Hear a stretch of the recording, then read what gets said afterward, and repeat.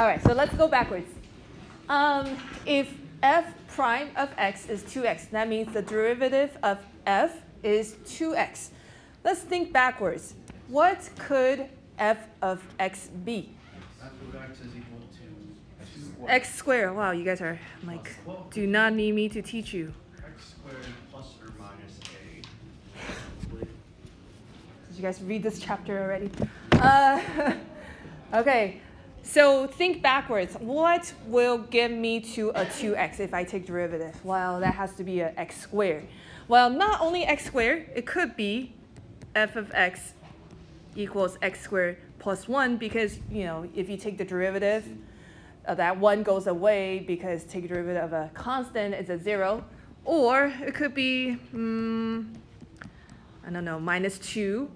But basically, there has to be a constant, right? We don't know exactly what that constant is. So in general, we say x squared plus c. C is constant, so we always just put plus c.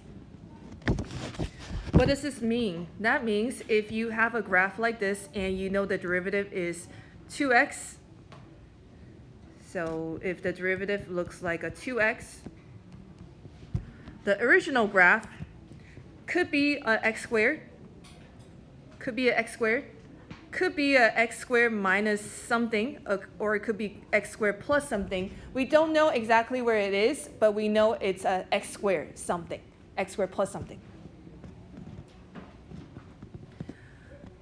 All right, so antiderivative is basically saying go backwards. You have this function, go backwards or take the original, figure out the original function from the derivative. So antiderivative, a function f is called an antiderivative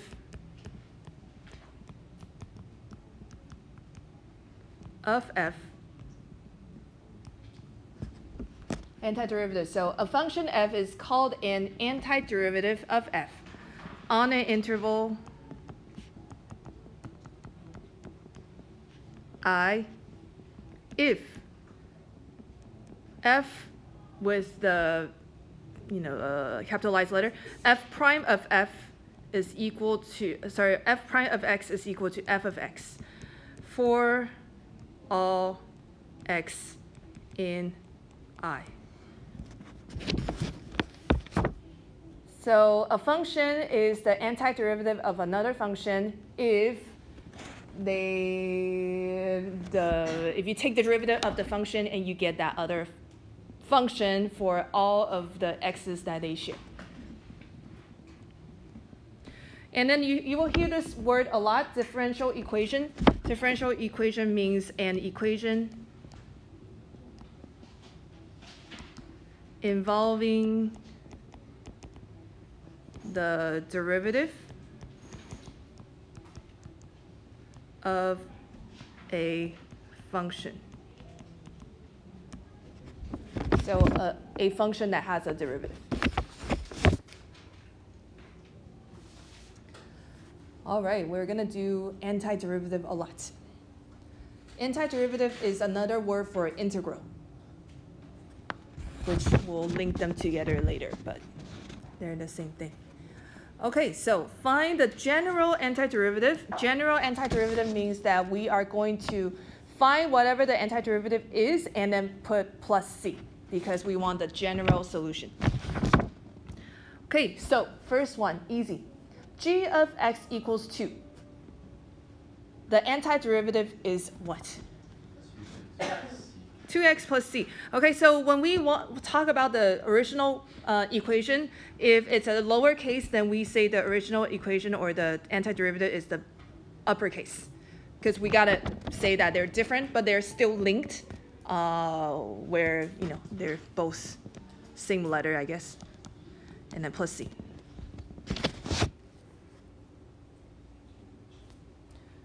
All right, let's try number 2. Now it gets a little bit harder. Now I'm gonna show you some tricks. G of x equals 2x plus x squared.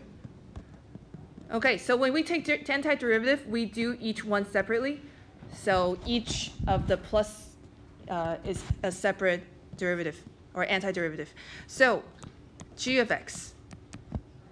What is the antiderivative of 2x? X squared. X squared, good.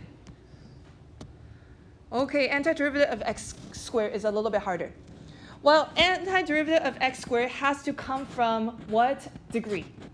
Third degree. Has to be third degree, right? So this is what my teacher taught me to do in high school when we took calculus. He said guess. So start with 1 degree higher and then take derivative. Then he said, well, I don't want it to look like 3x squared. I want it to be like x squared. So I need to multiply by something to get rid of this so that it looks just like x squared. 1 over 3. Does that kind of make sense? So first, I start with a guess. I take a derivative. And then I am going to make this final thing look like what I want by multiplying by something. Okay, so I want this 3x squared to look like x squared. So I have to multiply by, someone's at the door. Okay, keep checking again. So I had to multiply by, Austin, you said? 1 over 3. 1 over 3. Thank you. Okay, so I have to multiply by 1 over 3. Oh yeah, you said next to Joseph. So I had to multiply by 1 over 3, which means this was a 1/3 x cubed. Good? Okay, and then just don't forget your plus c. All right, easy stuff. Let's have you guys do 3 and 4. So find the antiderivative of 3 and 4. Can you show me the definition of differential? Yeah.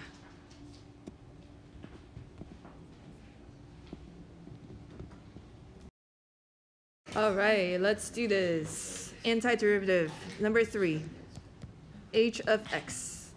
All right, the antiderivative of e to the x is what? E to the x. Just gets itself back. The antiderivative of 3x is what? 3 over 2x squared. All right, so what you do again is you start with your guess, which is always 1 power higher, and then you just take the derivative, and then you ask yourself, how do I get from this 2x to that 3x? Well, to get from 2x to 3x, I first have to get rid of that 2, and then I want to have that 3, so you multiply by 3/2. So 3/2. Okay, number 4. The antiderivative is what?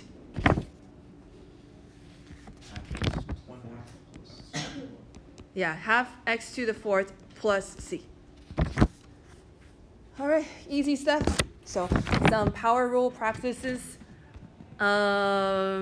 Just some rules, which you already did.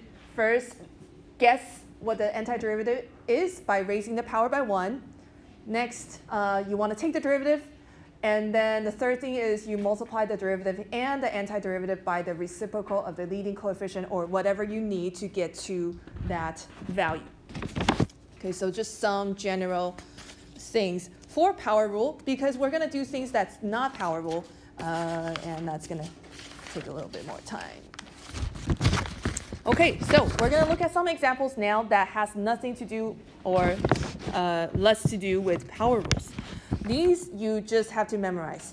I'm going to tell you which ones you need to memorize for the AP test because they will be very specific on these are the things that they will want you to remember.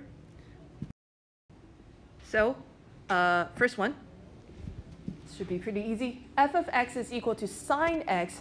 What is the antiderivative of sine x?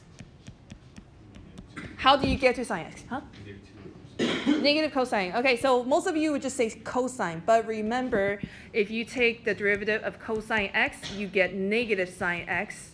So you've got to get rid of that negative, so negative cosine x plus c.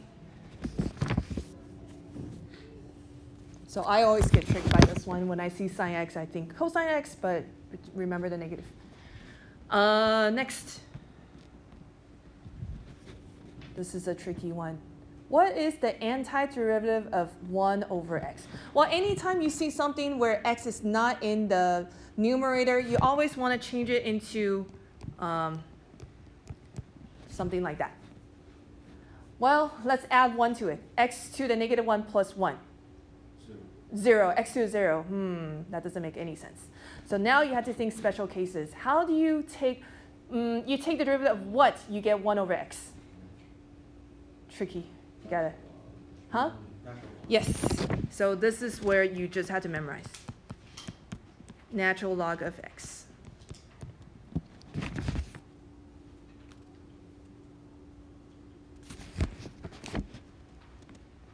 Okay, we're going to skip around a little bit. Let's do this one. G of x equals cosine x. What is the antiderivative? This one should be a little easier. So easy that nobody wants to guess. Huh? Sine x.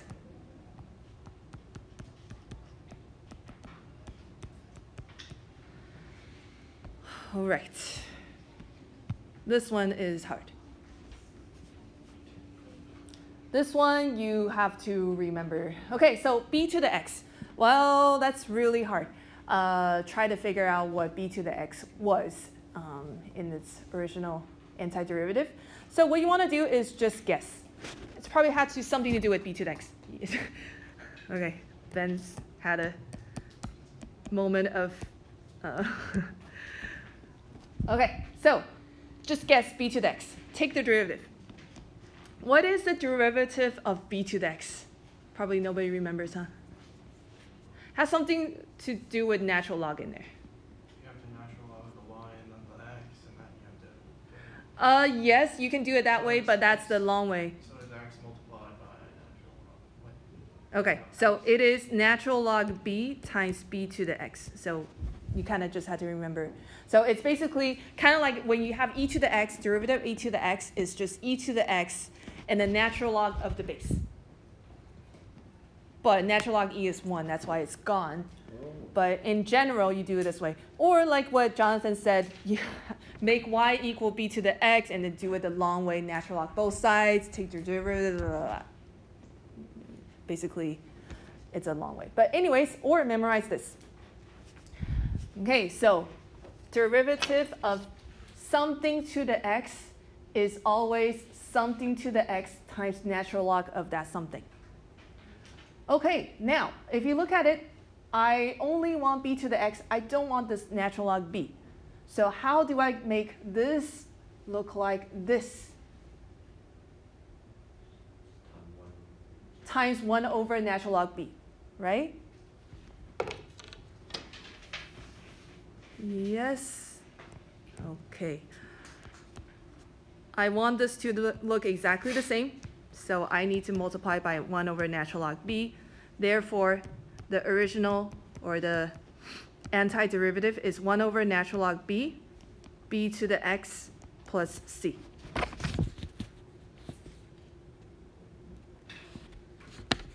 Okay, next. This one.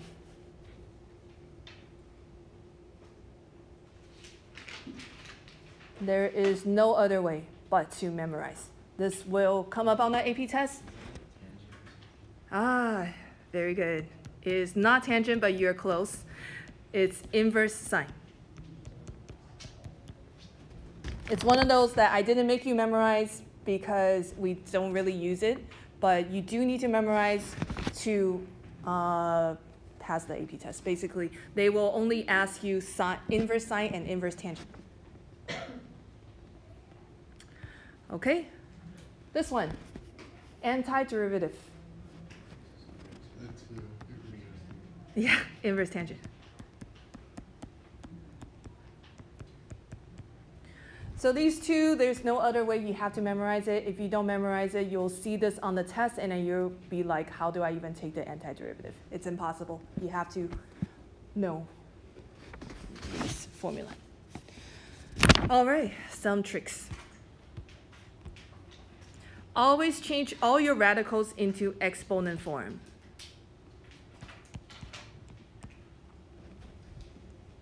Okay, it's much easier to do it if it's all in power rule instead of some in denominator, some of them in radical form, or so on. It's just easier if they're all in exponent form. Because when you take antiderivative,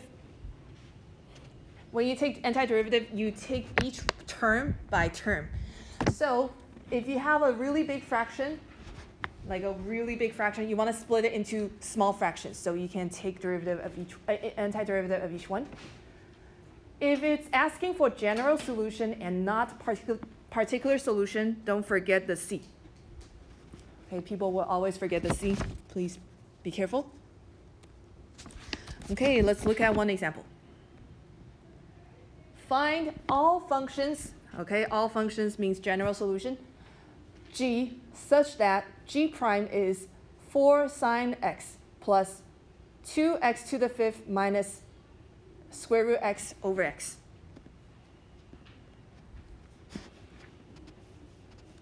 Okay, that's a very complicated fraction. So what we want to do is split this up into two fractions. So we don't have this quotient thing going on. And then we can take the antiderivative of each one by one. So change it like this. 4 sine x plus 2x to the 4th minus, and then that is x to the 1/2 over x to the 1st. 2x to the 4th? Huh? 2x to the 5th over x. So just cancel that. Oh, right. Yeah. Okay, so minus x to the 1/2 over x to the 1st. So that is x to the negative 1/2.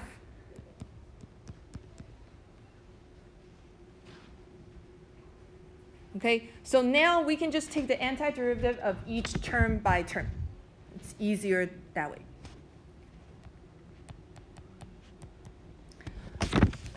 Okay, so what is the antiderivative of 4 sine x? Yeah, negative 4 cosine x.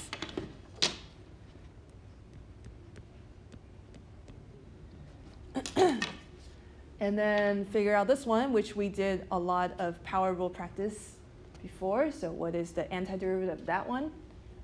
And this one's a little bit harder, so we'll do this one together. But anyways, finish this 2x to the 4th first.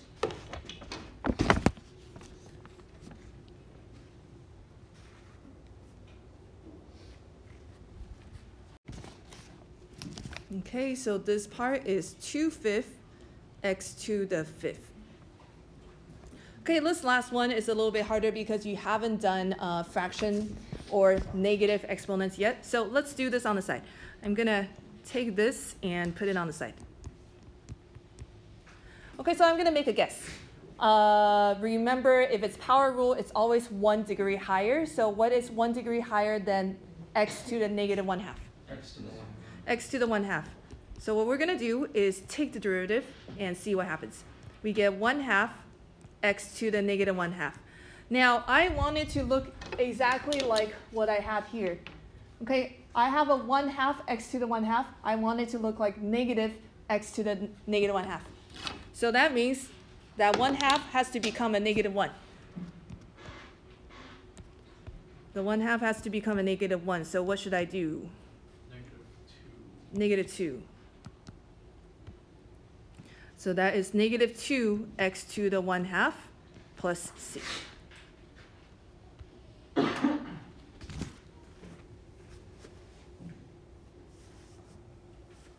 Which part? If that becomes negative 2, will those two signs cancel out? Become a positive 2? Since it's, or minus 2? No, because this is a positive 1/2. What do you mean? Oh, it's a positive 2, not a negative 2? No, this is the derivative. The antiderivative is positive 1/2 because negative 1/2 plus 1 is. No, I'm talking about the leading coefficient on that. Oh, sorry, this one. It means like if I'm negative 2x. Yeah. Like would that become plus? No. Okay, I think I made this a little confusing. Okay, so what I was trying to do was, or what I did actually, was I was trying to figure out how to get the negative x to the negative 1/2, not the positive one. Okay. Yeah, sorry, I was a little bit confusing you guys.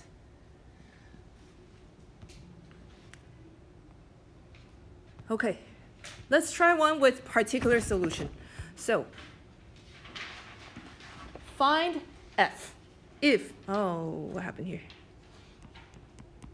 If f prime of x is equal to e to the x plus 20 over 1 plus x squared, and f of 0 is equal to -2.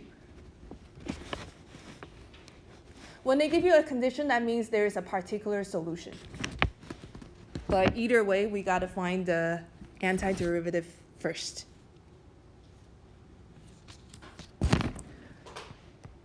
All right, so let's go ahead and have you find the antiderivative. Remember, there's a plus c. All right, antiderivative. So this is e to the x plus 20 inverse tangent x plus c. Okay, so that 20 over 1 plus x squared is just inverse tangent for the antiderivative.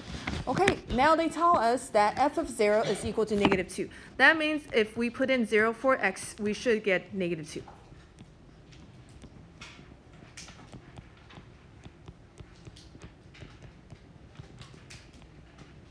Okay, so basically we have to solve for c. All right, e to the 0 is what? 1, sorry, 1. Inverse tangent of 0. 0. Okay, so that 20 times 0 is just 0. So 1 plus c is equal to -2. So c is equal to -3. Okay, once you find c, make sure you put it back into the original equation. So it's e to the x plus 20 inverse tangent x minus 3.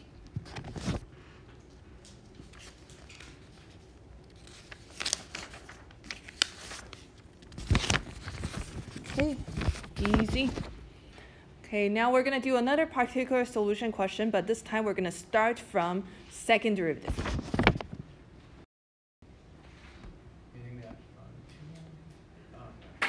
Okay, find f if second derivative is this thing and you have two conditions. All right, I think you guys can do this. This is just all power rule, so shouldn't be too hard. Let me know when you have the original equation. All right, so what you want to do is take the antiderivative, and you first get 4x cubed plus 3x squared minus 4x plus c. And then take the antiderivative again, you get x to the 4th plus x cubed minus 2x squared plus cx plus d. So we're using a different constant because they're not the same number. Okay, and the last thing you want to do is just put in the conditions that they give you. So f of 0 is 0 is d. So d is 4. And then f of 1, 1 plus 1 minus 2 plus c plus 4 equals 1. So c is equal to -3. So then the answer is x to the 4th plus x cubed minus 2x squared minus 3x plus 4. All right. Okay, let's try a word problem. So they love to give you word problems with acceleration and velocity and all that stuff. So basically the same thing where they are all antiderivative of each other. Sorry, how still copying down. Okay, so let's look at this one. A particle moves in a straight line so that its acceleration at time t is given by this equation. Its initial velocity is something. Its initial position is something. Find the position s of t. So what you want to remember is s of t, when you take the derivative, it's v of t. When you take the derivative, it's a of t. So this is the derivative route. When you want to go in the antiderivative route, you go backwards. So that's antiderivative. Okay, so it's kind of the same question as the one before, except they tell you acceleration, velocity, and position. Okay, so go ahead and figure out the position function, and let me know when you're done. All right, the answer is S of t is equal to t cubed plus 2t squared minus 6t plus 9. All right, next one. This one, without some background information, it's very hard to solve this question. It's basically a physics question. If you didn't know how fast gravity is, it's impossible to solve this question. So anyways, I will show you how to do this. Okay, a ball is thrown upward with a velocity of 48 feet per second from the edge of a cliff and 432 feet above the ground. Find the ball's height above ground t seconds later. That means find the position with t. When does the ball reach maximum height? When does the ball hit the ground? Okay, first draw a picture. So you're at the cliff, and this ball is going to go upwards, and it's going to go down, and you are 432 feet above ground. It's going to go up with a velocity with 48 feet per second. And we're going to say that gravity is going to go down, and gravity is a kind of acceleration. So it's going to be going down. Going down means it's pointing down, so it's going to be negative, and it is negative 32 feet per second squared. Okay. So if you took physics, you're like, this is pretty easy. If you've never taken physics, you're like, I don't know what to do. Okay, so the ball goes up, it must come down. So you throw it up with some kind of velocity, and then every second, gravity is slowing it down, slowing it down, slowing it down until it stops, and then it's going to go down. So basically, if you have a velocity equation, it's going to start at 48, and then every second, it's going to lose its speed by gravity.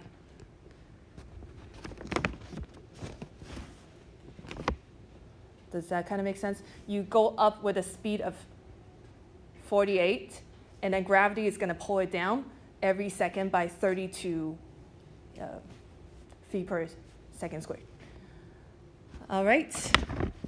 So the question is asking, well, there are a few questions, actually 3 questions. First, find the ball's height t seconds later. So basically, they want S of t. Second, they want the maximum height, or when does it reach maximum height? Third, when does the ball hit the ground? So there are 3 things they want.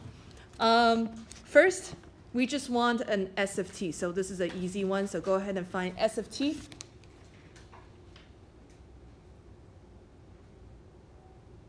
There's going to be a c in there for now because there is an initial condition, but I haven't showed you how to use the initial condition. But anyways, just find S of t now with c.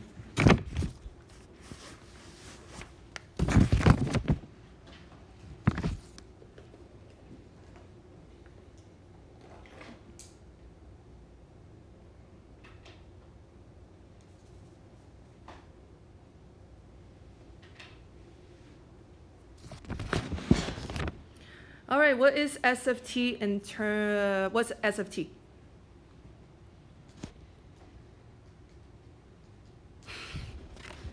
Okay, let's have you check with your partner. Make sure you guys have the same equation first. S of t. 40 minus 16t squared plus c. Good. All right, that's all we know for now. We don't know what c is.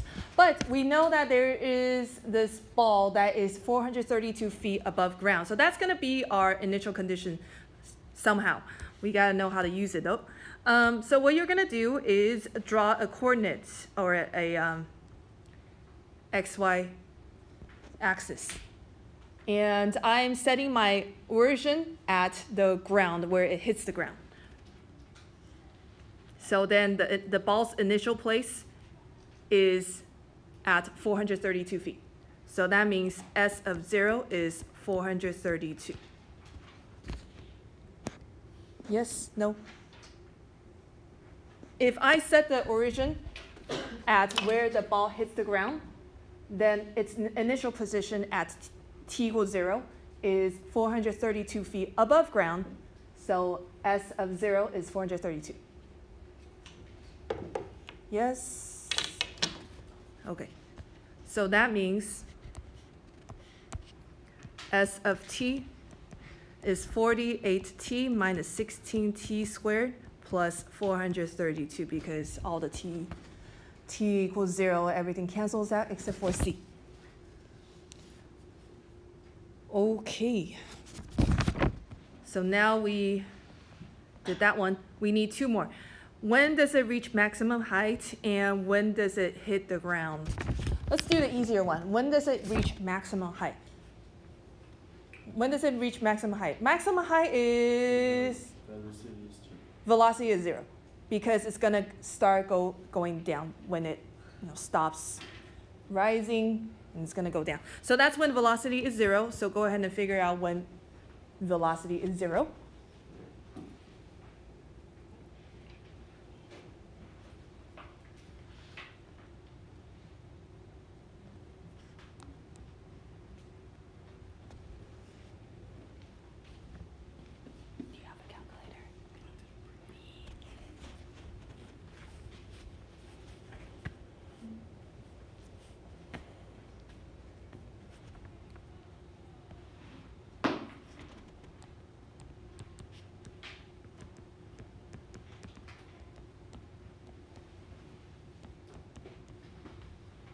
Okay, so when did it reach maximum height? T equals what? 3/2. 3/2 seconds. Okay, when does it hit the ground?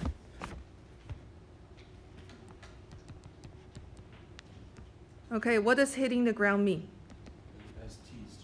When S of t is 0. Okay, when it's on the bottom.